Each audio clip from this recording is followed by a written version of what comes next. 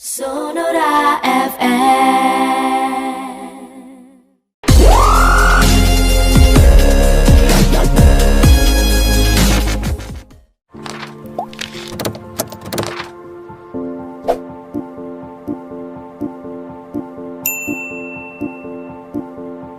Sahabat Sonora, selamat pagi. Salam juga untuk Anda semuanya. Kita akan langsung terhubung dengan Dr. Zain Ahmad SPPDK. Beliau merupakan salah satu juru bicara Satgas Penanggulangan COVID-19 Provinsi Sumatera Selatan. Ada banyak masalah yang terjadi. Salah satunya adalah penolakan dari warga atas jenazah pasien COVID-19 yang meninggal dunia. Sebenarnya kita ingin tahu apa sih yang menjadi masalah untuk mereka. Kami akan bertanya langsung dengan Dr. Zain. Dr. Zain, selamat pagi. Selamat pagi, Sonora. Sehat, Dr. Zain? Alhamdulillah, sampai hari ini masih diberikan kesehatan oleh Yang Maha Kuasa. Amin. Dok, ini terkait dengan masyarakat yang masih menolak dari jenazah COVID-19. Kalau saya ingin boleh tahu juga, Dok, sebetulnya ini jenazah yang sudah meninggal terpapar COVID-19 ini, apakah tidak akan menularkan ke masyarakat sekitarnya? Seperti apa, Dok? Jadi sebetulnya yang poin yang pertama itu kan kadang-kadang kita ketakutan yang berlebihan di masyarakat. Nah, itu pasien-pasien yang dicurigai COVID atau sudah terkonfirmasi COVID, kalau dia sudah meninggalnya di rumah sakit, maka rumah sakit sudah melakukan perlakuan khusus untuk pasien tersebut. Pasien tersebut dimandikan, kemudian dilakukan tindakan dengan khusus, kemudian dibungkus dengan dengan pembungkus yang steril, kemudian sudah langsung dimasukkan ke dalam kotak yang steril. Nah, di rumah sakit itu boleh berwakil dengan petugas. Artinya kalau yang mau Islam, mau numpang disolatkan, petugas kita sudah siap untuk mensolatkan pasien tersebut. Jadi kalau secara Islam dia sudah jalan itu hukumnya itu. Nah, kalau pasien itu dibawa pulang, sebetulnya kalau sudah tidak dibuka-buka peti matinya itu, ya itu aman-aman saja gitu. Tidak ada hal yang perlu dikhawatirkan.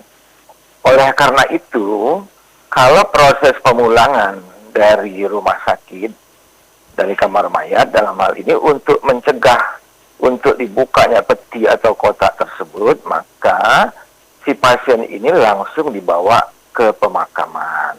Tidak lagi disinggahkan di rumah sakit, di rumah keluarga atau di masjid dalam rangka mencegah ada orang yang membuka tersebut. Nah, poin berikutnya, sebetulnya kalau dia itu sudah dikubur, kemudian si pasien itu mati, maka dalam jangka waktu yang tidak beberapa lama, virusnya pun akan mati karena dia tidak menemukan lagi sel-sel hidup sebagai inangnya. Nah, namun boleh saja kita untuk berjaga-jaga. Misal, itu Kemenak kemudian dokter ahli forensik Indonesia juga mengeluarkan himbauan. Misal, yang mengantar tidak perlu banyak. Katakanlah paling banyak 30 orang, pakai masker, gitu. Ini kan untuk mencegah kontaminasi sebetulnya.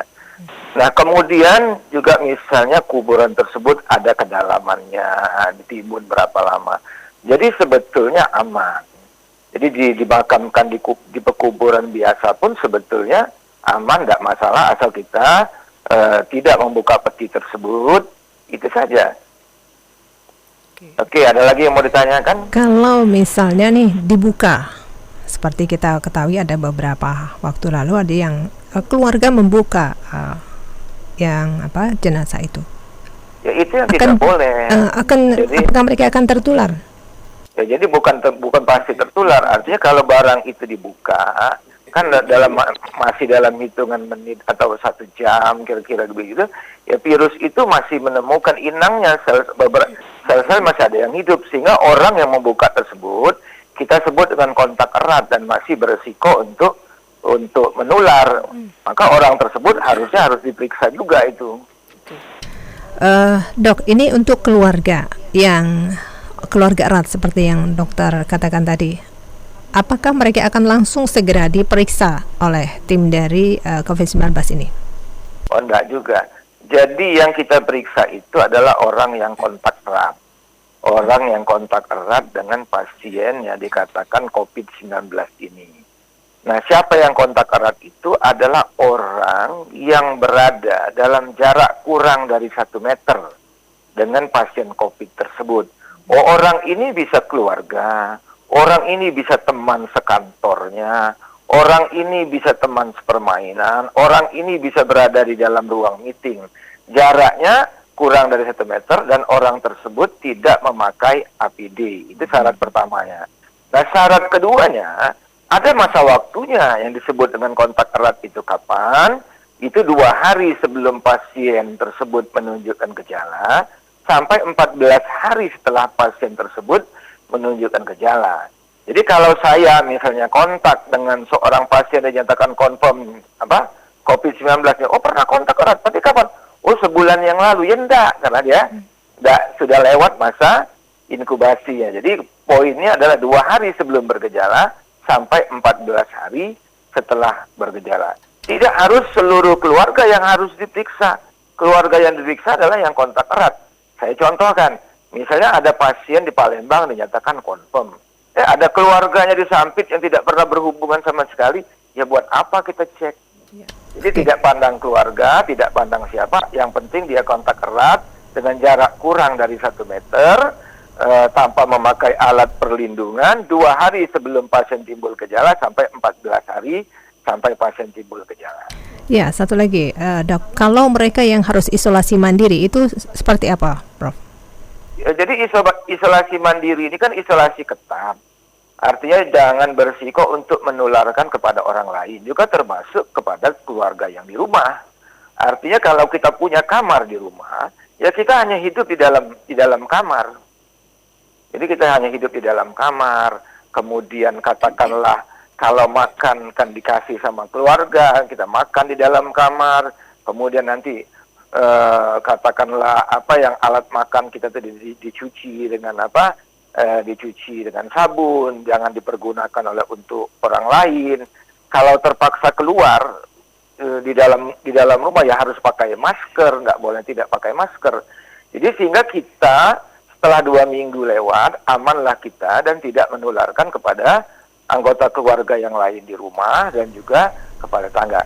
Nah, oleh karena itulah, kalau di rumah tidak ada fasilitas tersebut, maka kan pemerintah Provinsi Sumatera Selatan sudah menyiapkan Wisma Atlet Jakabaring untuk dilakukan isolasi mandiri tersebut. Oke. Baik, ada himbauan yang disampaikan untuk masyarakat, dokter, terkait dengan COVID-19 ini? Ya, jadi kalau sekarang ini kan yang pertama, ya himbauan seperti juga yang lain, pakailah masker di mana-mana. Jadi pakai masker ini melindungi kita dari penularan terhadap orang lain. Yang kedua adalah melindungi orang lain kalau seandainya kita sudah ada penyakit tersebut.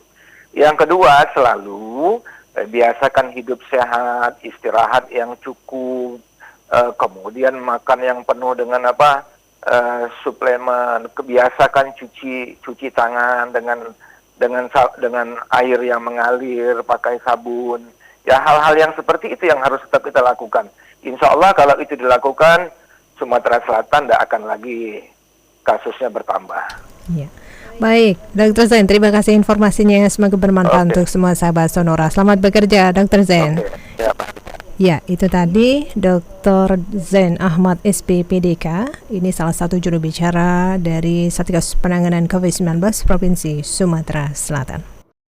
Sonora FM.